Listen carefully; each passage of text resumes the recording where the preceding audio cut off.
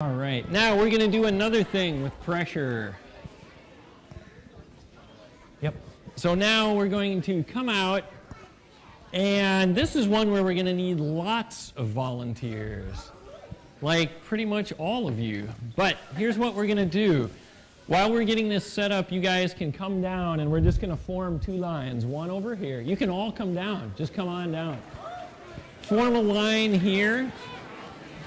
And then form another line over here. Yep, this is great. Just kind of, you can come up a couple steps if you want to. And then just stay there. There you go.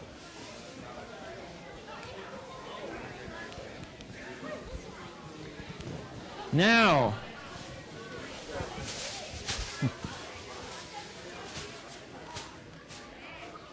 this is something else that we do with pressure. Okay. So we've talked about pressure a little bit already. So what is pressure?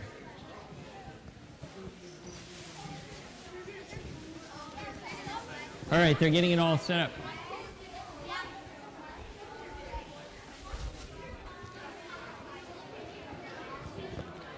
Or maybe we should just do it, and then I should say something about it. I don't know.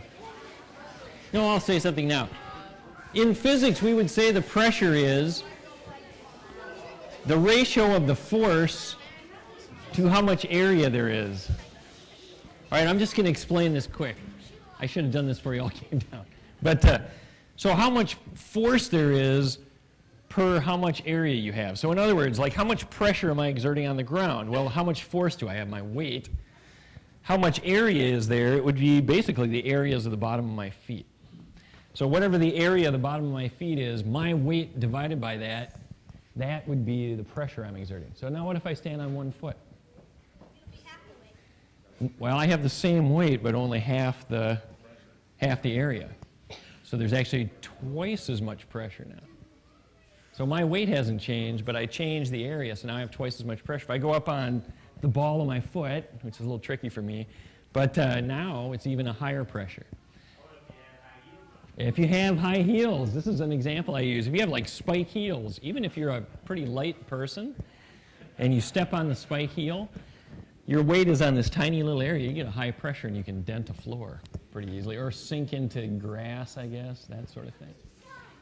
On the other hand, snowshoes the other way around, right? Snowshoe, you spread out your weight over a big area. So this is kind of what we're looking at here. We have a bunch of balloons, and let's see, we usually have one balloon somewhere, just to say, here's a balloon. And if I just step on one balloon, it does that. Okay. Now, we have a whole bunch of balloons under this sheet of plywood, and what we're going to do is have the kids come up one by one and get onto the plywood. So the people on the sides, kind of send them in and go ahead and step into the middle here for the first. All right? And then you can keep on coming. Try and kind of move into the middle a little bit. Okay, don't jump yet. All right, you can come on over a little bit.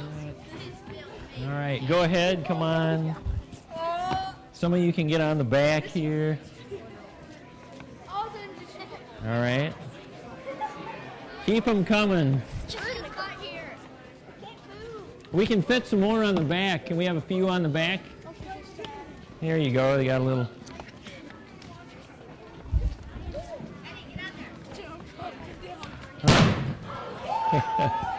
All right, so we have got, well, we'll see how many we can pack on there. There we go. Okay, you can.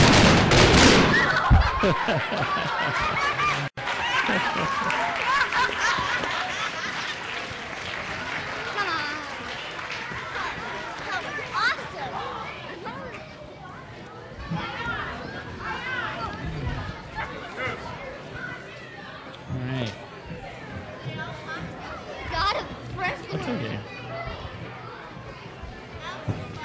Yeah, I'm going to say something. Now,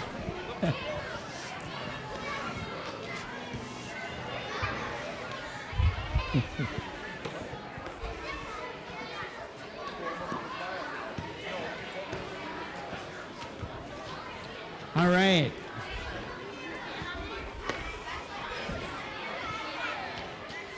How come it took so many people to pop the balloons? How come it took so many? Yes. Because of the area, yeah, like what I was saying, right? So if you have just one balloon, you'll pop it really fast. If you have 80 balloons or whatever that was, then it takes a long time. Okay, in fact, we used to, once in a while I've done it where we have people kind of shout out their weight as they come up, or roughly their weight. And you can end up with close to 1,000 pounds on there before they pop, because you have such a large area that you spread it out over.